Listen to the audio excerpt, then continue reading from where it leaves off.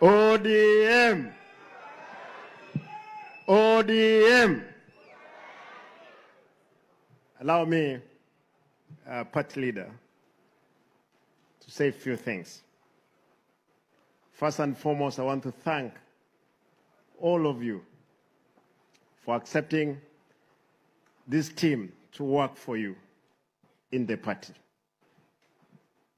I want to say we, the willing, led by knowing, have done the impossible for ungrateful, for so long, for so little, so that now we are qualified to do anything from nothing.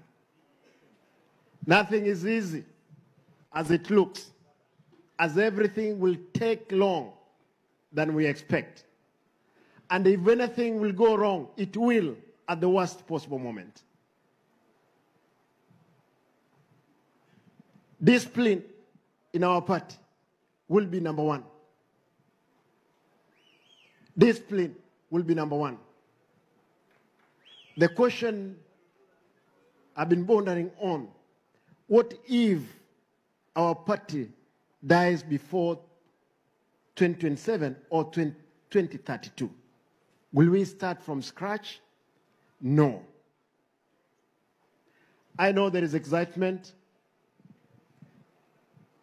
There is uncertainty because of our party leader who passed away.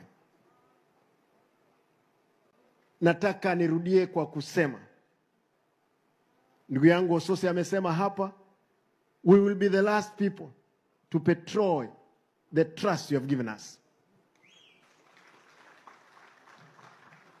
Nimeamua kama deputy party leader, mwenza wa wengine ambao tuko na wao hapa, tutashirikiana.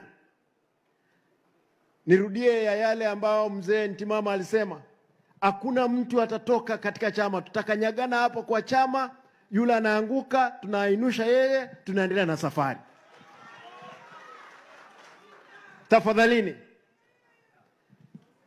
tuko katika serikali ya broad based, lakini tumesema tunafanya kazi na wao mpaka 2027. Lazima sisi peke yetu ndio chama kiko na structures kutoka chini mpaka juu.